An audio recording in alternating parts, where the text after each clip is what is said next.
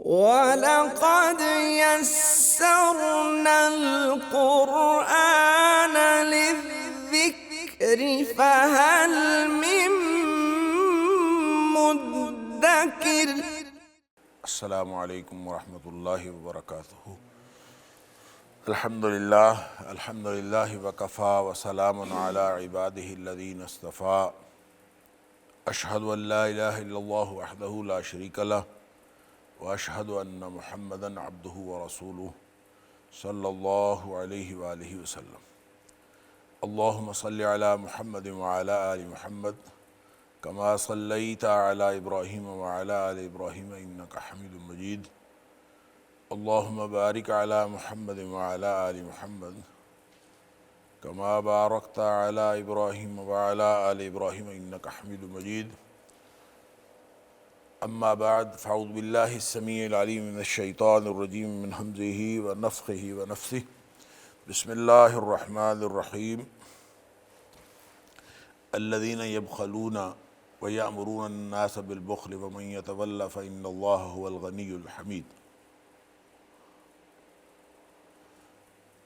وہ لوگ جو بخل کرتے ہیں اور لوگوں کو بھی بخل کا حکم دیتے ہیں، اور جو کوئی منہ پھیرے یا اعراض کرے، بس بے شک اللہ تعالیٰ وہی تو بے پرواہ ہے اور تعریف والا ہے۔ آیت نمبر 24 سورۃ الحدید، یہاں سے آج کے سبق کا آغاز اللہ کی توفیق سے ہو رہا ہے، اور سورۃ الحدید میں ہم یہ پڑھ چکے ہیں کہ اس میں اجتماعی نظام کو، اور خاص طور پہ اس میں پھر انفاق فی سبیل اللہ جو ہے اس کے بارے میں، اور پھر دنیا کی حقیقت، دنیا سے بے رغبتی، اس کا اظہار بھی کیا گیا ہے۔ اور یہ جو آخری حصہ ہے اس میں اللہ کریم نے ان چیزوں کی بات کی ہے جس میں نہ صرف یہ کہ اللہ اور اس کے رسول کی صلی اللہ علیہ وسلم کی اطاعت ضروری ہے، بلکہ جو چیزیں انفرادی اور اجتماعی طور پر اللہ کا نظام نافذ کرنے کا سبب بنتی ہیں، وہ پھر اللہ کے فضل کا سبب بنتی ہیں۔ اس طرح سے موضوع کو آخر پہ کنکلوڈ کیا گیا ہے۔ اس سے ماقبل ہم نے جو آیت پڑھی تھی اس میں اللہ کریم نے تقدیر کا بیان فرمایا تھا کہ جو کچھ تمہیں مصیبت پہنچتی ہے وہ سب کچھ پہلے لکھا ہوا ہوتا ہے، کتاب کے اندر جو ہے وہ پہلے سے لکھ رکھا ہوتا ہے ہم نے۔ تو یہ گویا اس لیے ہے کہ تاکہ کسی چیز کا افسوس بھی نہ ہو اور کسی چیز پہ انسان اترائے بھی نہ، یعنی نعمت آئے تو اترائے نہ، اور اگر کوئی چیز ہاتھ سے چلی جائے تو اس پر انسان افسوس نہ کرے۔ اچھا، اس کا یہ مطلب یہ ہے ہرگز نہیں ہے کہ آدمی محنت نہ کرے، محنت کرے، جس مقصد کے لیے اس کو اللہ تعالیٰ نے جو صلاحیت دی ہے اس کو پازیٹیو مقاصد کے لیے استعمال کرے، لیکن اس کے جو نتائج نکلتے ہیں اس کے اوپر خواہ مخواہ وہ افسوس نہ کرے، اور اس طرح کا افسوس نہ کرے کہ جو اس کی زندگی کے اوپر اثرات ڈالے اور اثر انداز ہو، اور اس کی زندگی جو ہے وہ مایوسیوں کی صورت میں یا پھر خوشیوں کی صورت میں، دونوں صورت میں وہ حد سے تجاوز کر جائے، ایسا نہ ہو، کیونکہ ساری چیزیں اللہ نے لکھی ہوئی ہیں، اس کے مطابق ہوتا ہے۔ کوشش کرنی اپنا فرض ہے، اگر کچھ نہیں ہوتا تو پھر اللہ کے سپرد ہے۔ البتہ وہ افسوس جو انسان کی زندگی کے اوپر اثر ڈال دے وہ منع ہے، وہ نہیں کرنا۔ البتہ وہ افسوس جو صرف ایک دل کی غم کی کیفیت ہے، وہ اگر کسی چیز پر ہو جائے تو یہ ایک فطری امر ہے، ہو جاتا ہے۔ نبی کریم صلی اللہ علیہ وسلم کے بیٹے، آپ کے صاحبزادے حضرت ابراہیم جب فوت ہوئے ہیں تو نبی کریم صلی اللہ علیہ وسلم نے اس موقع پر یہی فرمایا تھا کہ ہماری جو آنکھیں ہیں وہ بہہ رہی ہیں، دل مغموم ہے، لیکن ہم زبان سے کوئی بات نہیں کہیں گے سوائے اس بات کے جو اللہ کو پسند ہے۔ جس چیز کو اللہ تعالیٰ پسند کرتا ہے ہم صرف وہی کہیں گے، اور وہ کیا ہے؟ انا للہ و انا الیہ راجعون۔ بس کوئی مصیبت پہنچتی ہے تو بس اتنا پڑھ لے، اور بس اس کے بعد جو ہے وہ اپنی زندگی اسی طرح سے شروع کر لے۔ تو ایسا غم جو ہے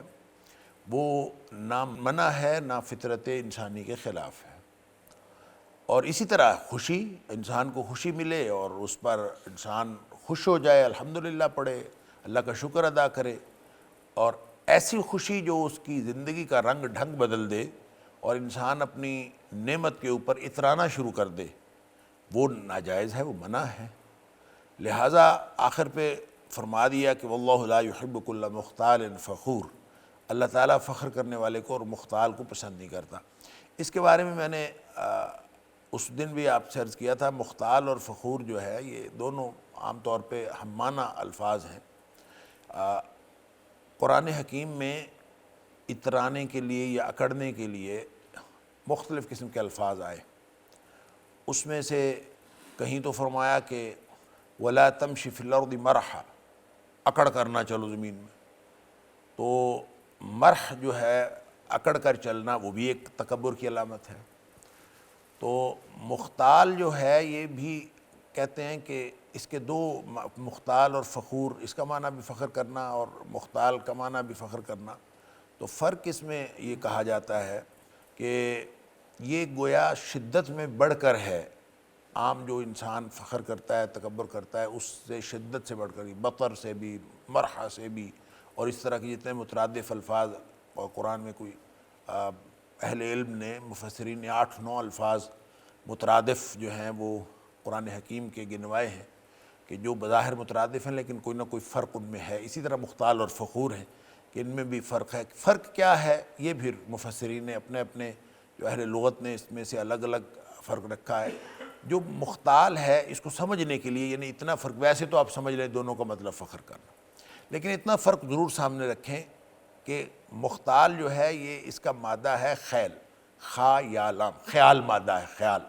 تو انسان اپنے خیال میں اپنے آپ کو جو بڑا سمجھتا ہے وہ مختال ہوتا ہے، یعنی خواہ اکڑتا رہے اور اپنی چیزوں پر اتراتا رہے اور اپنے آپ کو بڑا بنانا اور بڑا سمجھنا اور دوسروں کے اوپر یعنی اس طرح کا ایک برتری سمجھنا اپنے خیال میں، اس کی بنیاد خیال کے علاوہ اور کچھ نہیں ہوتی، تو وہ مختال ہوتا ہے۔ فخور عام طور پہ اس فخر کو کہتے ہیں کہ جس چیز پر انسان کا کوئی اختیار نہ ہو، عمل دخل نہ ہو، تو پھر بھی انسان اس پر جو ہے وہ اترائے اور تکبر کرے اور بڑا بننے کی کوشش کرے۔ مثال کے طور پر اگر کسی شخص کو قد اچھا ملا ہوا ہے، خوبصورتی زیادہ ملی ہوئی ہے، کسی کو مال زیادہ ملا ہوا ہے، اب مال دینے والا اللہ ہے، بنانے والا اللہ ہے، کسی کو خوبصورت شکل دی ہے تو اللہ نے دی ہے، کسی کو مال دیا تو اللہ نے دیا ہے، کسی اچھے خاندان میں پیدا کر دیا ہے۔ تو جو لوگ نسب پر فخر کرتے ہیں یہ اصل میں فخر ہے، یہ ہے وہ فخر کہ ایسی چیزوں پر اپنی برتری جتانا جو انسان کے نہ اختیار میں ہے، نہ انسان کی کارکردگی سے تعلق رکھتا ہے۔ تو خواہ مخواہ اس بات پر لوگوں کے اوپر شو آف کرنا، میں دیکھیں بڑے خاندان سے ہوں، میرا خاندان کتنا بڑا ہے، میرا دیکھیں میری تعلیم کتنی ہے، میرا علم بڑا ہے، میرا قد بڑا ہے، میری شکل زیادہ خوبصورت ہے، میری فلاں چیز ہے، میرا مال زیادہ ہے، میرے بیٹے زیادہ ہیں، میری اولاد، یہ سب کچھ اللہ نے دیے ہیں، اس کا اپنا اختیار کوئی نہیں کسی چیز پر، پھر بھی اس کے اوپر جو ہے وہ اترانا اور فخر کرنا۔ تو یہ مختال اور فخور کے درمیان یہ فرق ضرور ملحوظ رہنا چاہیے کہ جو خیال میں بڑا بنتا ہے وہ مختال ہے، اور جو شو آف کرتا ہے، ان چیزوں پر برتری جتاتا ہے جو اس کے دائرہ اختیار میں نہیں ہے، تو وہ فخور ہے۔ اچھا، اس طرح بھی فرق کیا، میں نے اس دن بھی عرض کیا تھا کہ اہل علم نے اس طرح بھی مختال اور فخور کے اندر فرق کیا ہے کہ مختال وہ شخص ہوتا ہے جو کسی کو کچھ دینے سے پہلے یا کسی کے ساتھ معاملہ کرنے سے پہلے یا کسی واقعے کے وقوع پذیر ہونے سے پہلے جو جس طرح کے تکبر کا یا بڑے پن کا اظہار کرتا ہے کوئی، وہ مختال ہوتا ہے، اور جب وہ واقعہ وقوع پذیر ہو جائے یا یہ کسی کو کچھ دے دے، کسی کے اوپر احسان کر لے یا کوئی صدقہ خیرات کر لے یا کوئی ایسی چیز کر لے جس میں یہ دوسرے سے اپنے آپ کو بڑا سمجھتا ہے، تو جو بعد میں یہ شو آف کرتا ہے وہ فخر ہے، اور جو پہلے سوچتا ہے اور پہلے اکڑتا ہے، تو پہلے کی اکڑ اور بعد کی اکڑ گویا مختال بھی اکڑ ہے، فخور بھی اکڑ ہے، اور اکڑنے والا شخص اللہ کو پسند نہیں ہے، چاہے وہ پہلے اکڑے چاہے بعد میں اکڑے۔ جب نعمتیں دینے والا وہ ہے جو ملا ہے تقدیر میں لکھا تھا، اور جو نہیں ملا وہ بھی تقدیر میں لکھا تھا، تو پھر اس میں پریشانی والی کون سی بات ہے؟ میں نے آپ کو اس دن بھی مثال دی تھی کہ شیخ عبد القادر جیلانی رحمہ اللہ کے بارے میں آتا ہے کہ وہ ان کی کشتیاں چلتی تھیں اور تجارتی جہاز آپ کہہ لیجئے کہ وہ امپورٹ ایکسپورٹ کا کاروبار کرتے ہوں گے، تو ان کے جو ہے وہ کوئی جہاز جو ہے وہ سمندر کے ذریعے سے ہی کشتیاں آتی جاتی، تو کسی نے آ کے خبر دی، وہ پڑھا رہے تھے اپنے طلباء کو، تو کسی نے آ کے خبر دی کہ حضرت ہمارے جو فلاں جہاز آ رہا تھا وہ ڈوب گیا، جو مال سے بھرا ہوا جہاز تھا، یہ کشتی تھی، وہ ڈوب گئی ہے، یہ خبر آئی۔ تو پڑھا رہے تھے، رکے، بات سنی اور کہا انا للہ و انا الیہ راجعون، یہ کہا اور پھر پڑھانا شروع کر دیا۔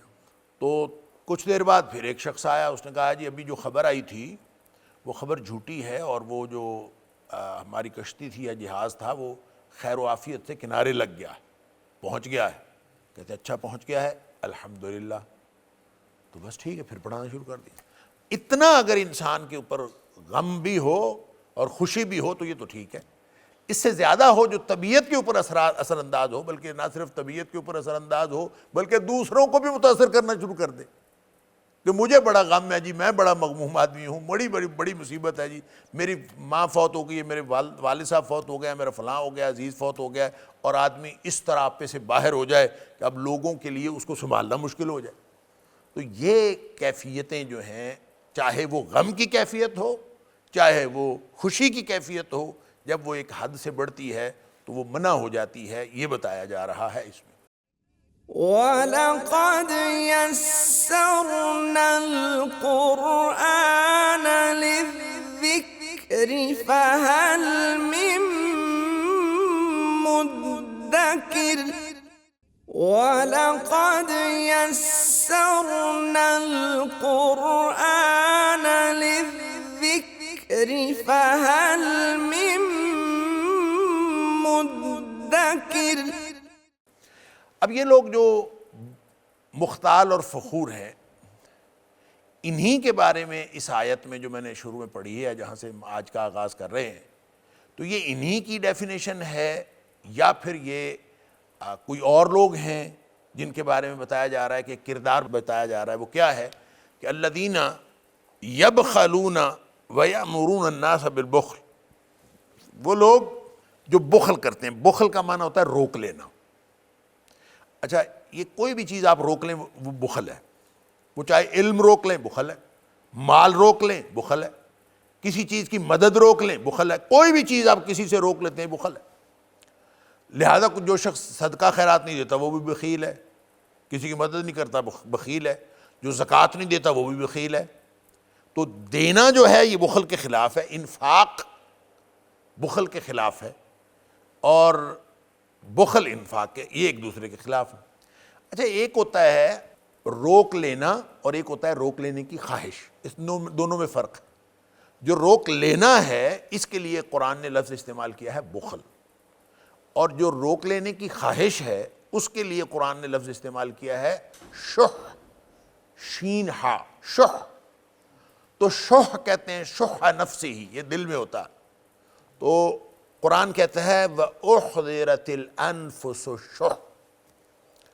ہر نفس کے اندر اللہ نے بخیلی رکھی ہے، یعنی روک لینے کی خواہش میرے پاس ہو جائے،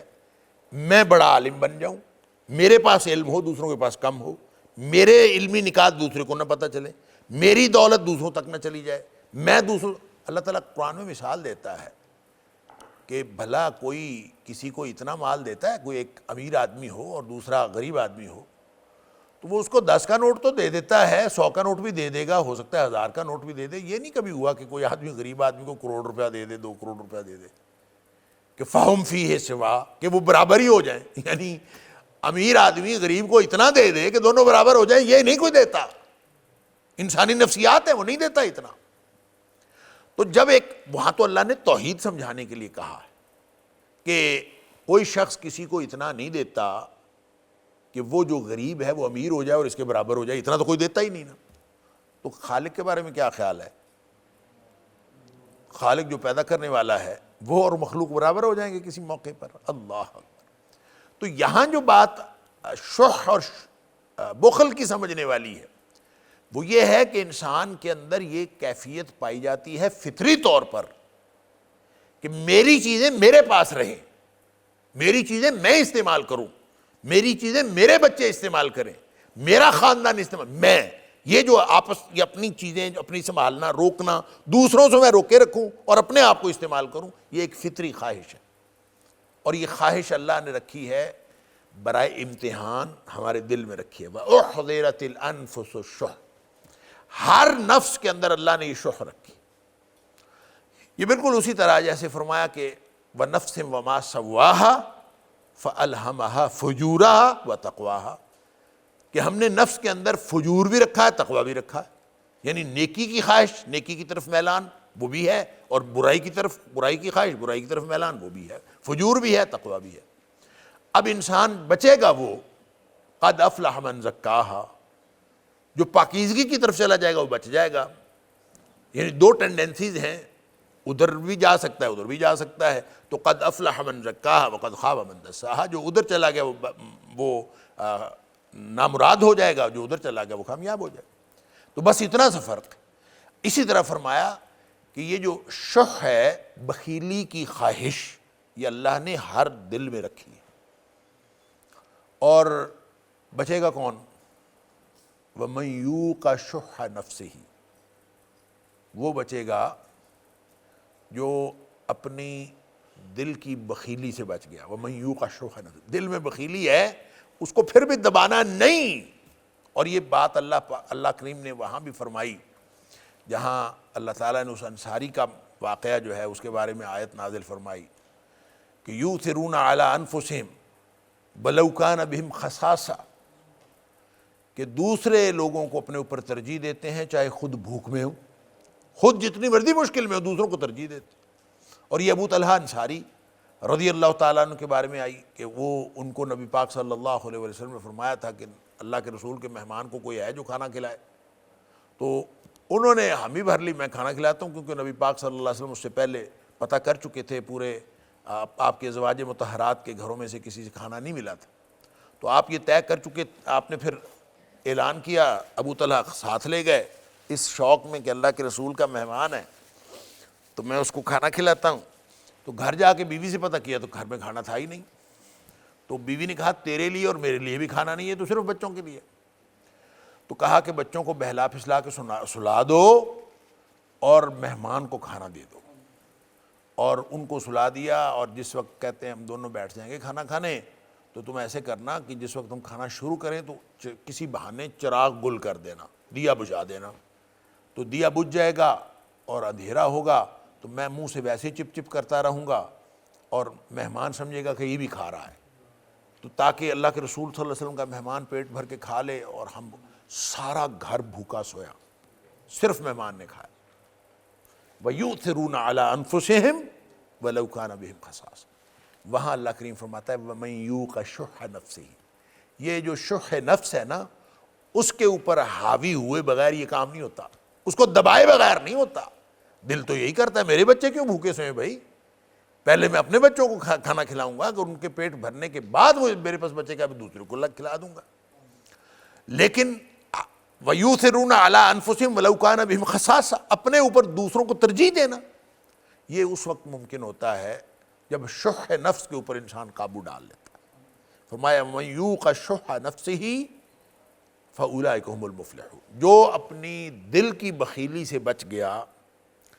وہ ہیں اصل کامیاب لوگ۔ لہٰذا یہاں جو فرمایا کہ جو بخل کرتے ہیں، اس کا مطلب ہے وہ اپنے دل کے جو شح نفس ہے نا اس کے مطابق زندگی گزارتے ہیں، وہ بخل کرتے ہیں، یعنی عملی بخل جو ہے وہ شح نفس کی وجہ سے ہوتا ہے۔ تو جن لوگوں نے جو شح نفس سے نہیں بچے وہ پھر بخل سے اس کا اظہار ہوتا ہے، جب اس کا اظہار ہوتا ہے شح نفس کا تو وہ بخل سے ہوتا ہے۔ ظاہر ہے کہ جو دل کی بخیلی سے نہیں بچا، عملی طور پر وہ مال روکے گا، وہ چیزیں روکے گا، اپنی چیزیں اپنے پاس رکھے گا، لوگوں کو دینے سے رکے گا، اور نہ صرف رکے گا بلکہ ساتھ حکم بھی دے گا رہنے دو، نہ دو کسی کو۔ وَيَأْمُرُونَ النَّاسَ بِالْبُخْلِ، لوگوں کو بھی کہتا ہے کہ نہ دو۔ یہ تو اس کا جنرل معنی ہے، ایک عمومی بات ہے۔ جو مختال اور فخور ہوتے ہیں ان کے دلوں کی کیفیات یہی ہوتی ہیں، وہ کہتے ہیں کیا ضرورت ہے خام خواہ لوگوں کو دینے کی، اور یہ جو اللہ اکبر، خاص طور پہ جو مستحقین مانگنے کے لیے آتے ہیں، مانگنے کے لیے آ جائے تو بہت سارے لوگ ہیں اللہ تعالیٰ معاف فرمائے، ان کے دل کے اندر ایسا تکبر ہوتا ہے، وہ میں نے دیکھا ہوا ایسا ہے، وہ ایسا ہے، اچھا اس کے بارے میں اظہار بھی، رائے بھی ایسی ظاہر کریں گے کہ وہ انتہائی کم تر چیز ہے، وہ انتہائی نکما آدمی ہے، وہ ایسا ہے۔ اچھا یہ سارا کچھ کرنا، یہ سارا مختال اور فخور ہونے کی نشانیاں ہیں، یعنی آپ کسی کے بارے میں اس کو حقیر سمجھیں، کوئی کسی بھی طرح کا، اور تکبر بھی یہی بطر الحق وغمط الناس۔ لہذا ایک تو یہ عمومی رویہ ہے مختال اور فخور کا، کہ ان لوگوں سے چیزیں پھر روکتے ہیں جو اس طرح کا مختال اور فخور ہوتا ہے، خیال ہی خیال میں اپنے آپ کو بڑا کرنے والا، اور کسی بھی ایسی نعمت پر جو اللہ نے عطا کی ہے اس پر اترانے والا، شیخی بگاڑنے والا بھی اس کا ترجمہ بعض مفسرین نے کیا ہے، شیخی خورا بھی کیا، تو اس کا پھر طرز عمل یہ ہوتا ہے کہ وہ عمومی طور پر ایسے لوگ بخیل ہوتے ہیں اور وہ سخی نہیں ہوتے، اور اس کا تعلق گویا پوری زندگی کے ساتھ ہے۔ لیکن اسپیسیفکلی یہاں مفہوم اس کا ایک منافقین کا جو کردار تھا نبی پاک صلی اللہ علیہ وسلم کے دور میں، کہ وہ نہ تو خود اللہ کے رستے میں خرچ کرتے تھے، اور پھر ساتھ ان لوگوں کو روکتے بھی تھے جو اللہ کے رستے میں خرچ کرتے تھے، ان کو روکتے بھی تھے، خود بھی خرچ نہیں کرنا، لوگوں کو روکنا بھی، اور عجیب و غریب مذاق اڑاتے تھے، اور مختلف قسم کی جیش الاسرہ کے بارے میں ہم نے پڑھ لیا کہ وہاں سورہ توبہ کے اندر، کہ جیش الاسرہ کے موقع پر بھی لوگوں نے بڑے مذاق اڑائے تھے، بڑی باتیں، جو زیادہ دیتا تھا اس کا الگ مذاق اڑاتے تھے، جو کم دیتا تھا اس کا الگ مذاق اڑاتے تھے، تو منافقین اس طرح کی باتیں کرتے تھے، اور اس کا تذکرہ اللہ کریم نے سورہ منافقون میں بھی کیا ہے کہ یہ لوگ ایسے ہیں جو منع کرتے ہیں لوگوں کو کہ جو ان کے اوپر خرچ نہ کریں، ہم الذین، یہ ایسے لوگ ہیں یقولون، جو کہتے ہیں لا تنفقوا علی من عند رسول اللہ صلی اللہ علیہ وسلم، اللہ کے رسول صلی اللہ علیہ وسلم کے پاس جو کوئی بھی، اس کے اوپر خرچ نہ کرو، حتی ینفضوا، ہاں اگر وہ غریب غربا نبی کریم صلی اللہ علیہ وسلم کو چھوڑ کر چلے جائیں کہیں اور تو پھر ان کے اوپر خرچ کر دینا، وگرنہ نہ کرو۔ تو یہ اس طرح کی بات کرتے ہیں، حالانکہ ان کو یہ نہیں پتا کہ وَلِلَّهِ خَزَائِنُ السَّمَاوَاتِ وَالْأَرْضِ، زمین و آسمان کے خزانے تو اللہ کے پاس ہیں، اللہ، وَلَكِنَّ الْمُنَافِقِينَ لَا يَفْقَهُونَ، منافق اس بات کو نہیں سمجھتے۔ تو یہ سورہ منافقون میں اللہ تعالیٰ نے یہ بات فرمائی، تو اس سے یہ لگتا ہے کہ جو الذین یبخلون ویأمرون الناس بالبخل، یہ منافقین کی ایک نشانی ہے جو اللہ کریم نے یہاں بیان فرمائی ہے، اور یہ منافقین کے کردار کی بات ہو رہی ہے۔ تو جو مختال اور فخور ہوتے ہیں ان کا ایمان کی بھی حالت یہ ہوتی ہے کہ وہ ایمان ظاہری طور پر ہوتا ہے، اندر کچھ نہیں ہوتا۔ اگر اندر کچھ ہو تو انسان پھر مختال اور فخور نہیں ہوتا، اور پھر وہ بخیل بھی نہیں ہوتا۔ اور عام طور پہ تو نبی کریم صلی اللہ علیہ وآلہ وسلم کا فرمان یہی ہے، جو ایک حدیث میں ہے کہ کیا مومن بخیل ہو سکتا ہے، تو آپ نے فرمایا ہو سکتا ہے، کنجوس ہو سکتا ہے۔ اچھا اس کا مطلب یہ نہیں ہے کہ انسان جو ہے وہ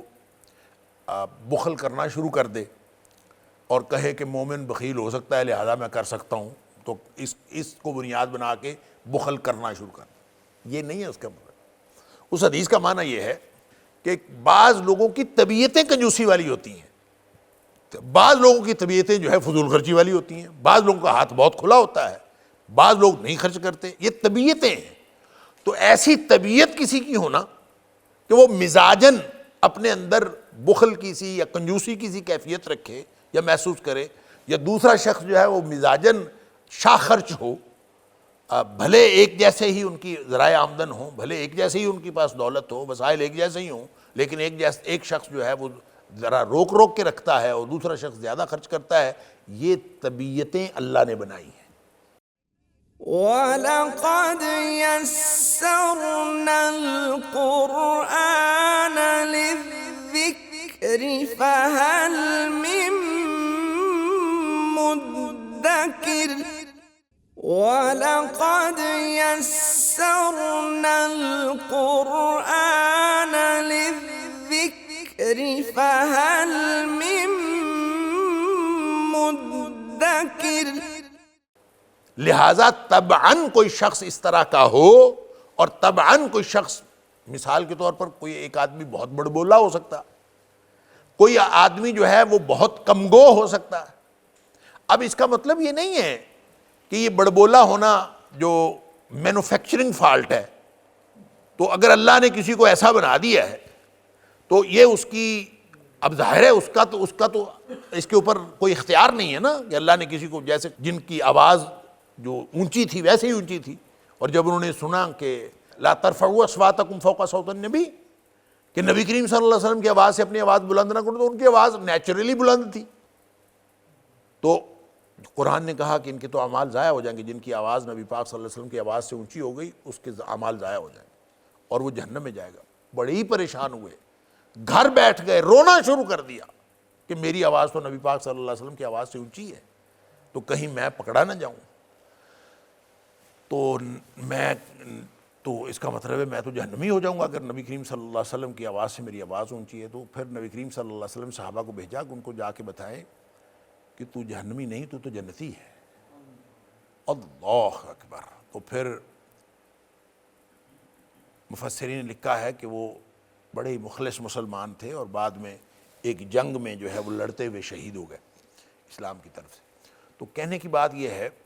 کہ آواز اونچی ہونے کا یہ مطلب نہیں ہے کہ پچ آف وائس اونچی نہ ہو۔ آواز اونچی ہونے کا مطلب یہ ہے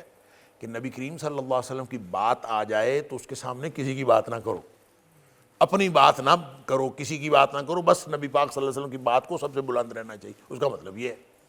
اسی طرح بخیلی ہونا یا بزدلی ہونا، یہ جو مینوفیکچرنگ فالٹ ہے انسان کا، اس کو جو ہے کہا گیا ہے کہ اس کو کوئی گناہ نہیں ہے، اس سے انسان بری ہے، کہ ہو سکتا ہے مومن ہو لیکن بخیل ہو، مومن ہو بڑبولا ہو، مومن ہو غصے والا ہو، مومن ہو اس کو غصہ ہی نہ آتا ہو، ایسے ہو سکتے ہیں، ایسے کتنے لوگ ہم ملتے ہیں جس کو جو مرضی کہ تو اس کو غصہ آتا ہی نہیں۔ تو میں ایک ایسے شخص کو جانتا ہوں، اس سے میں نے پوچھا تیرا کبھی اپنی بیوی سے جھگڑا ہوا ہے؟ تو کہتا نہیں کبھی نہیں ہوا۔ میں نے کہا کبھی کسی سے ہوا؟ کہتا کبھی کسی سے نہیں ہوا۔ یعنی ایسا بندہ آج کے دور میں ممکن ہے والا کہ جس کا کسی سے کبھی جھگڑا ہی نہ ہوا ہو، کیونکہ اس نے کسی کو کہنا ہی کچھ نہیں، اس کو غصہ آنا ہی کوئی نہیں، اس نے لڑنا ہی کوئی نہیں۔ اب یہ اللہ نے بنایا اس کو، تو جس کو بات بات پہ غصہ آتا ہے اس کو بھی اللہ نے بنایا۔ اب اس کا مطلب یہ نہیں ہے کہ اب اللہ نے ایسا بنایا اب کرتے پھرو، اب اللہ نے مجھے کنجوسی کی جو وہ فطرت دی ہے لہذا میں بخیلی کرتا پھروں، یہ نہیں ہے۔ بخیلی کی طبیعت اور بات ہے، بخل کرنا اور بات ہے، بڑبولا ہونا اور بات ہے، اور بڑبولے پن کی بنیاد پر پھکڑ بازی کرتے پھرنا اور بات ہے، کہ آدمی کہے کہ مجھے تو اللہ نے فطری طور پر بڑبولا بنایا لہذا میں جو مرضی کروں نا۔ وہ چیزیں جو انسان کے اختیار میں ہیں، اخلاقی طور پر دیکھیں نا، جیسے نبی پاک صلی اللہ علیہ وسلم فرمایا یطبع المؤمن علی کل خلق، انسان کے اندر ہر طرح کی کا فالٹ ہو سکتا ہے، ہر طرح کی اخلاقی خرابی ہو سکتی ہے، دو نہیں ہو سکتی، الا الکذب والخیانہ، جھوٹ اور بددیانتی انسان میں مومن کے اندر نہیں ہو سکتی۔ تو جھوٹ اور بددیانتی اس کا مطلب یہ نہیں کرتا، لیکن اس کا مطلب یہ نہیں ہے کہ باقی کام یہ کنجوسی بھی کرتا ہے، ٹھگی بازی بھی کرتا ہے، لوگوں کے ساتھ کوئی ایسا معاملہ بھی کرتا ہے یا گالیاں دیتا ہے یا کچھ، یہ نہیں کرتا۔ یہ انسان کے بس میں ہے، اختیار میں، اس کو نہیں کرنا چاہیے۔ اس کو اپنے چیزوں کا، یعنی ایک فطری چیز ہے وہ ہونے کے باوجود، یہ امتحان کے اللہ کے انداز ہیں، کسی کو اللہ تعالیٰ بڑبولا بنا کے امتحان لیتا ہے، کسی کو کم گو بنا کے امتحان لیتا ہے، کسی کو کم صلاحیتیں دے گے، کسی کو زیادہ صلاحیتیں دے گے، اللہ تعالیٰ کے امتحان ہے۔ لہذا بخیل اس کے باوجود کہ مومن بخیل ہو سکتا ہے، آپ نے فرمایا ہاں ہو سکتا ہے، دوسری حدیث میں آتا ہے کہ مومن کبھی بخیل نہیں ہو سکتا۔ تو اس کا مطلب یہ ہوا کہ مومن کبھی بخیل نہیں ہو سکتا اور مومن بخیل ہو سکتا ہے، دونوں میں تطبیق کیا ہوگی کہ جو طبیعت بخیلی والی اگر اللہ نے بنائی ہے تو وہ تو ہو سکتی ہے، لیکن کوئی عملاً بخل کرتا ہو اور چیزیں روک لیتا ہو اب اپنے اختیار سے، مومن یہ نہیں کرتا۔ لہذا جو لوگ یہ روکتے ہیں اور خود بھی اپنا مال روک لیتے ہیں، لوگوں کو بھی کہتے ہیں کوئی ضرورت نہیں ہے دینے کی، ان کو یہی نہیں پتا کہ سارا مال تو اللہ کا ہے، سارا کچھ تو اللہ کا ہے، اللہ جس کو چاہے عطا کرتا ہے، جس کو چاہے نہیں عطا کرتا۔ تو اگر آپ کو کسی چیز کا مالک بنا دیا ہے، چاہے آپ کو کسی صلاحیت کا مالک بنایا ہے، چاہے آپ کو اللہ نے کسی پوزیشن کا مالک بنایا ہے، چاہے اللہ نے آپ کو کسی دولت کا مالک بنایا ہے تو اس ملکیت کو اللہ کے لیے استعمال کرنا چاہیے، اللہ کے رستے میں استعمال کرنا چاہیے۔ جب وہ استعمال کرتے رہیں گے، اسی لیے فرمایا مما رزقناہم ینفقون، خرچ کہاں سے کرنا ہے؟ جو ہم نے دیا اسی میں سے کرنا ہے۔ ساتھ جب پیدا ہوا تھا کوئی تو جیب لگی ہوئی تھی، پیسے لے کے آیا تھا؟ نہیں، اللہ نے دیا ہے، زندگی بھی اللہ نے دی ہے، تو جو کچھ اللہ نے دیا اسی میں سے خرچ کرنا ہے۔ تو لہٰذا اگر یہ کیفیت ہو کہ سب کچھ اللہ کا ہے اور اللہ کے دیے میں سے میں نے خرچ کرنا ہے، تو پھر انسان جو ہے کسی بھی چیز میں بخل نہیں کرتا۔ اس لیے فرمایا کہ جو لوگ مختال اور فخور ہوتے ہیں ان کے عملاً رویے یہ ہوتے ہیں کہ وہ کہتے ہیں الذین یبخلون ویأمرون الناس بالبخل، اور لوگوں کو بھی کہتے ہیں کہ نہ کرو، اور لوگوں کو کیسے کہتے ہیں؟ جیسے سورہ منافقون میں فرما دیا کہ ہم الذین یقولون لا تنفقوا علی من عند رسول اللہ حتی ینفضوا، جب تک وہ وہاں سے منتشر نہ ہو جائیں اس وقت تک ان کو نہ دو، اگر منتشر ہو جائیں گے پھر دے دیں گے، کیونکہ اگر اس طرح دیں گے تو اسلام کو تقویت حاصل ہوگی اگر ان کو دیں گے تو یہ گویا منافقین کا رویہ تھا۔ ومن یتولی، پھر اگر کوئی منہ پھیرتا ہے اللہ کے حکموں کو کی پابندی نہیں کرتا، فإن اللہ هو الغنی الحمید، اللہ تعالیٰ جو ہے وہ تو غنی ہے۔ غنی کا مطلب امیر بھی ہوتا ہے، غنی کا مطلب بے پرواہ اور بے نیاز بھی ہوتا ہے۔ اللہ غنی، اور جو غنی ہوتا ہے جس کو پرواہ ہی نہ ہو کہ اس کے پاس مال کتنا ہے، جس کو اپنی دولت کا اندازہ ہی نہ ہو کہ کتنی دولت ہے، اس کے دو طرح کے اثرات، دو میں سے کوئی ایک اثرات اس کے اوپر ہوتے ہیں۔ ایک یہ کہ وہ پھر اپنا مال اس طرح سے خرچ کرتا ہے کہ وہ یہ دیکھتا ہی نہیں جائز ناجائز، کیونکہ اس کے پاس اندھی دولت ہوتی ہے، بے پرواہ ہوتا ہے، غنی ہوتا ہے، اور اس کا غنا اس کو اس بات پر مجبور کرتا ہے کہ جو مرضی کرتا، پھر تجھے تو کوئی پوچھنے والا نہیں، لہذا وہ پیسے اجاڑے، وہ کسی پازیٹیو مقصد پہ لگائے، وہ کسی نیگیٹو مقصد پہ لگائے، وہ جہاں مرضی وہ زمین میں فساد پھیلاتا پھرے، وہ لوگوں کی زندگیاں اجاڑتا پھرے، وہ جو مرضی کرتا پھرے۔ اب ایک یہ غنی ہے، غنا کا ایک قسم یہ ہے۔